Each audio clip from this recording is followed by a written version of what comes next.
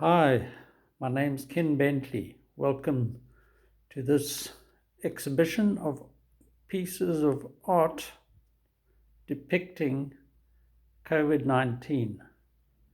I've been drawing for the last 45 odd years.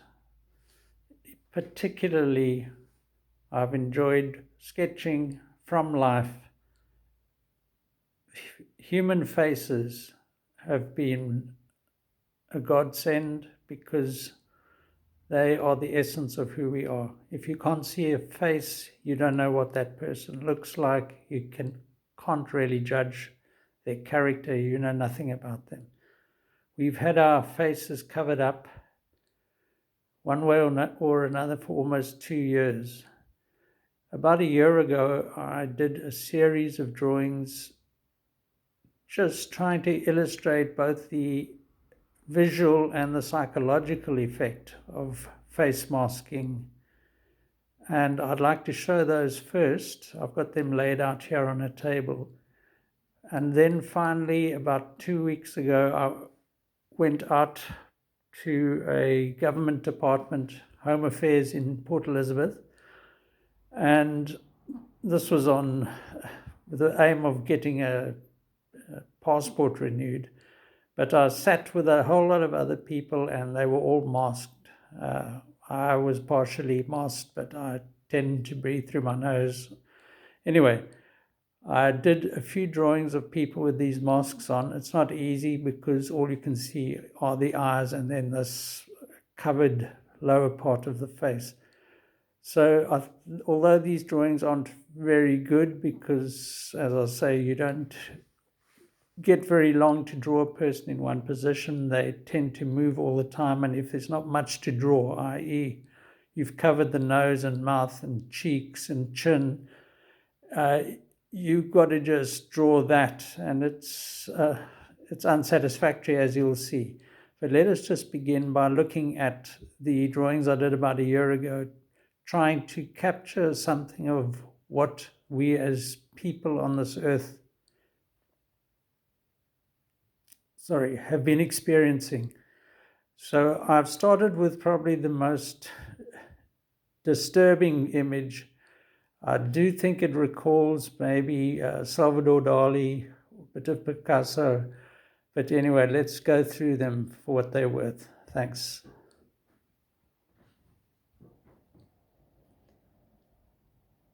So here, the figure is almost stone-like, trapped in a sort of, well, it's a dystopia. That's where we are. That's how I felt, I think. And I think most of these drawings will reflect that sort of sense of helpless captivity. We were really unable to know who was doing this to us, why they were doing it, and to begin with, there were more questions than answers. But since the answers have now emerged, and we see through this I think this whole thing will hopefully collapse. But let's look again at how we were a year or so ago in the midst of this thing.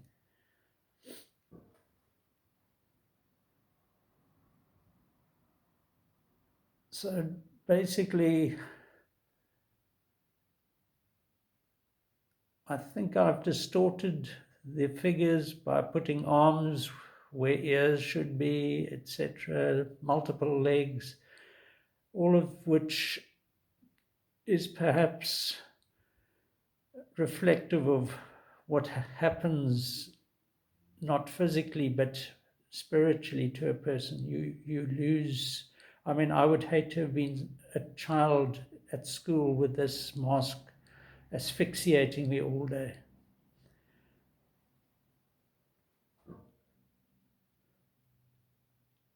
The one thing the mask motif does is allow you to sort of explore that shape, and I think I did that here.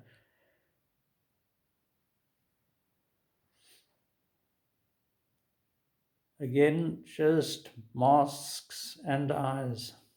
Masks and eyes. That's all we were getting.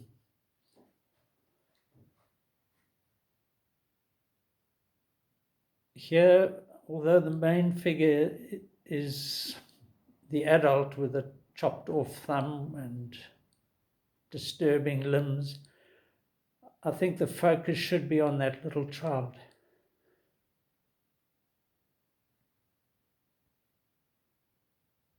Are we really doing this?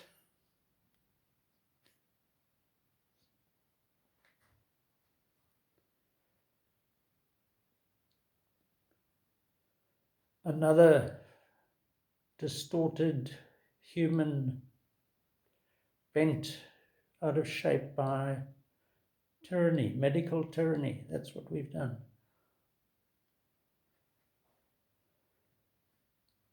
For some people, these masks, I don't blame them, but they started using them as accessories, fashion statements. I found that a little bit disturbing, to say the least. But anyway, people they were coerced, they had to wear these things. And they made the best of it. But to me, well, this is probably a self-portrait, really. This is how I felt. Just total suppression of the individual. No hands. I think the lack of hands is kind of a reflection of loss of private, personal agency. We're not even yet talking about the so-called vaccines, which I have to still bring myself to trying to depict in drawings.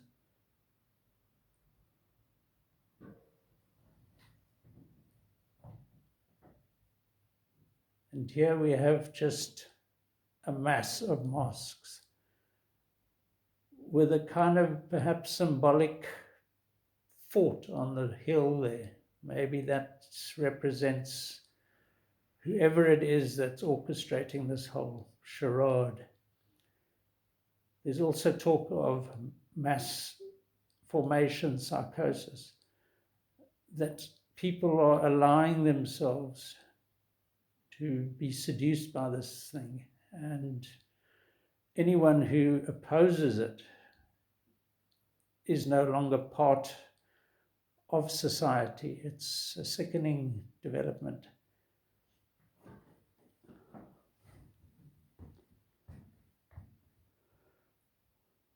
I don't know if this chap is holding a tennis racket or perhaps a mirror, but all in all, it's where we are, sort of stuck in a limbo. Notice how the landscape on the right goes from earth into sky in a sort of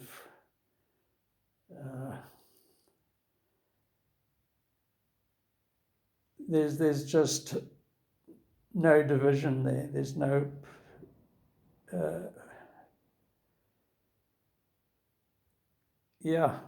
everything's distorted. That's where we are. It hasn't happened yet, but I've heard talk of masking animals, bizarrely. So I think here I've combined a cat's whiskers with a mask. But the masks started to slip in January of 2022, and here we see an animal masked and not masked. Is he masked? He's got 4 eyes. Maybe his mask has slipped and he's checking out over the top. But no, I think he's still masked. This is an aftermath of masking. Here's a man, again, body distorted, but he doesn't have a mask, so at least we can see his face and he's human again.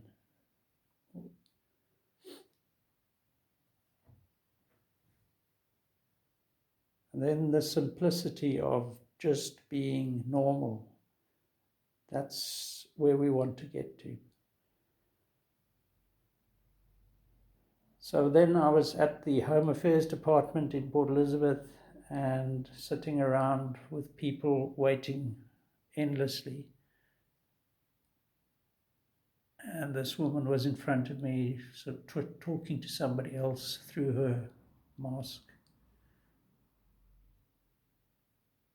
In the distance stood a guy with a nice big piece of cloth over his face. Yet another one.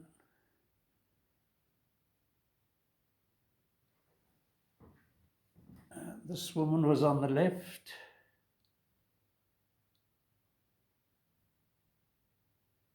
And then I did some quick ones, a couple on a page here just to, yeah, then another one.